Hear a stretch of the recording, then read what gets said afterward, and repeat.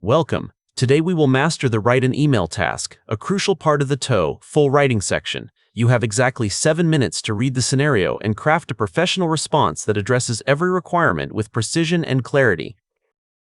If you want to keep improving your writing skills, make sure to subscribe to myTOEFL for more expert lessons. Let's work together to reach your goal score.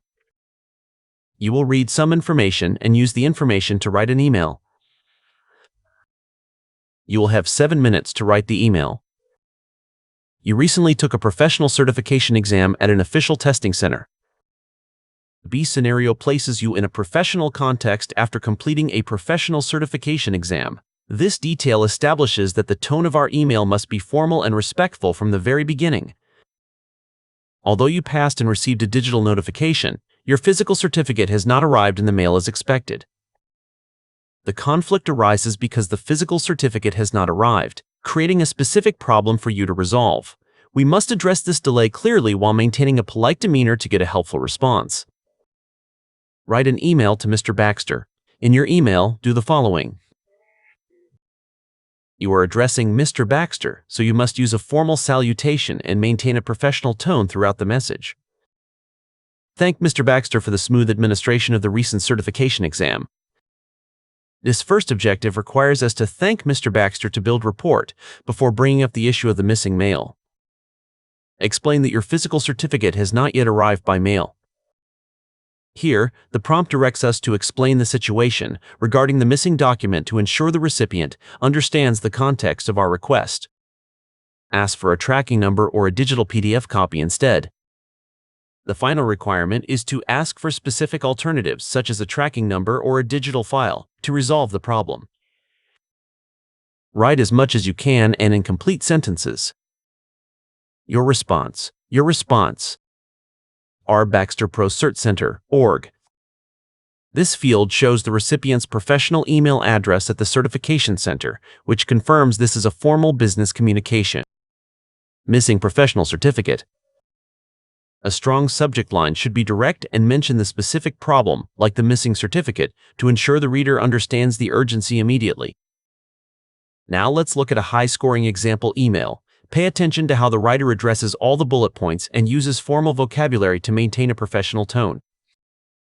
We start with "Dear" as a standard formal greeting.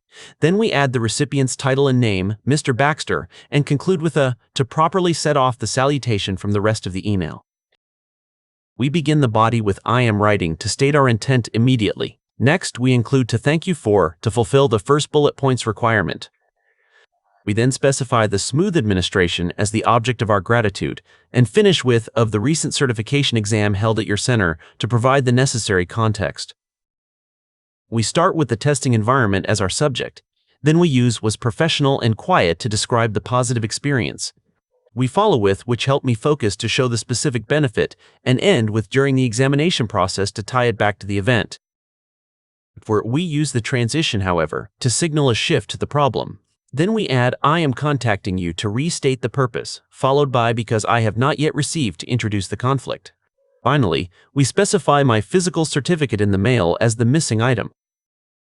We open with "although I received" to acknowledge the digital success. Then we specify an email confirming that I passed as the evidence.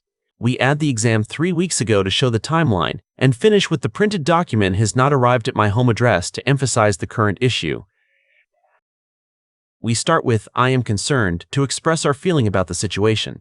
Then we add that it may have been lost as a possible explanation. We conclude with "during transit" or "sent to the wrong location" to provide specific reasons for the concern. We begin the request with "could you please provide" to be polite. Then we ask for a tracking number as the first option. We follow with "or a digital PDF copy" as the second option, and end with "instead" to complete the question. We state our need with "I need proof" to show urgency. Then we specify "of my certification" as the object. We add for an upcoming job application to explain why it's needed, and finish with "that is due this Friday" to highlight the deadline. We start with "thank you" to show appreciation. Then we add "for your assistance" to specify what we are thankful for, and conclude with this matter" to refer to the problem we discussed. We use the formal closing, best followed by "regards" to maintain professionalism. Then we add a to follow standard email formatting. Finally, we place as the placeholder where you would type your actual name to sign off the email formally. To succeed in the write an email task, always ensure you address every single bullet point and maintain a consistent, polite tone throughout. Using formal transitions and clear explanations will demonstrate your proficiency and help you earn a high score. Practice these structures to feel confident during the actual exam.